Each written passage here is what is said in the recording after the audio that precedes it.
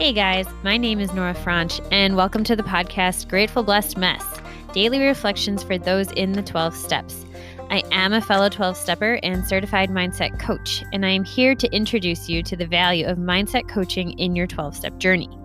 So if you feel like you are stuck in the steps, if you're slipping and sliding with your abstinence, mindset coaching may help you as it did me, and you can find me at catholicmindsetcoaching.com. These episodes are meant to invite you in to consider the truths of 12-step wisdom and to join in the very real struggle of living them in action. I hope that it feels almost like a mini meeting, and I invite you to contribute your own share on the Grateful Blessed Mess Facebook group to keep the discussion going. My comments are based on my own experience, so feel free to take what you like and leave the rest. But my hope is to encourage you on your own daily 12-step journey. As they say, you cannot stay clean on yesterday's shower. So without further ado, let's begin.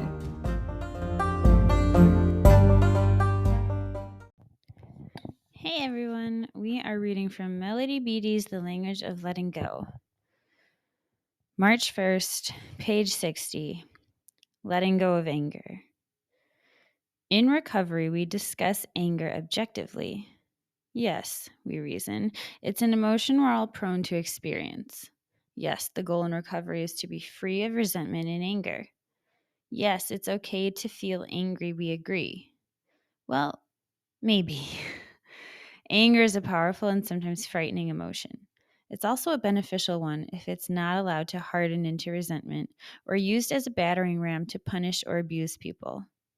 Anger is a warning signal. It points to problems. Sometimes it signals problems we need to solve.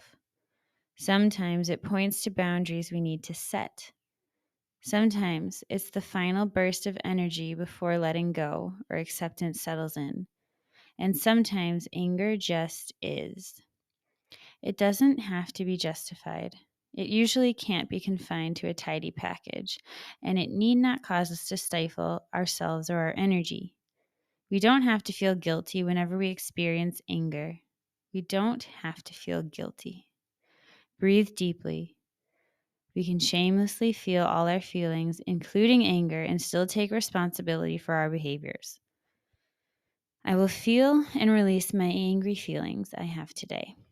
I can do that appropriately and safely.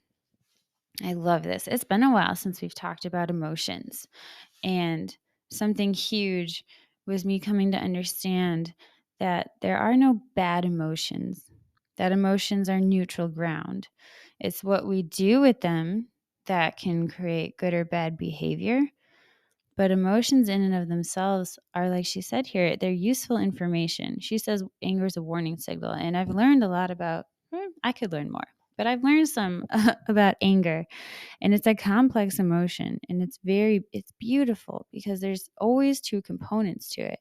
When we feel angry, it's because we feel that an injustice has been done and we have the desire to rectify it. So, in recognizing the injustice that's been done, we feel sorrow. There's sadness. And it's coupled with hope that things can be rectified or changed. And so it's really beautiful, but it causes this tension and turmoil within us that causes us to want to act. Because the sorrow feels uncomfortable or unbearable. And the ability to rectify is hope, but it can also be seen as a way to get out and away from the sorrow that we're feeling. And so we have to be very careful with this emotion, that we handle it with care and respect. And we have to first process the sorrow, or we'll be acting in a reactive way that's trying to just use our hope for justice as an escape from emotional pain. So we have to first process the pain of the sadness that we feel at the injustice that was done. And we have to identify what specifically is making us sad and how do we feel in that space. And can we honor that sadness? Can we know that it's an injustice and not move to action right away? but just recognize its value in your dignity as a human being who has boundaries and standards that have been crossed or violated. This is key to emotional sobriety. It's not just reacting to change a wrong that's been done. It's honoring the fact that you have been wronged and taking a moment to process through that so that you no longer carry that as a burden, but you've been able to glean from it the information that you needed, and you've been able to move through that initial hot-headedness to clarity so that you can then move forward to action in a regulated, in a careful and prudent way. And so reach out to me if you want help with that. Coaching has been so transformative for me in learning how to do that process. And often we need someone helping us do it initially because emotions are big, they're hard, they feel very unwieldy and difficult to pin down.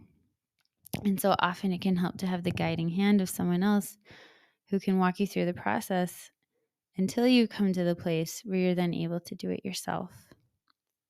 So hang in there. There's hope. With that, I pass.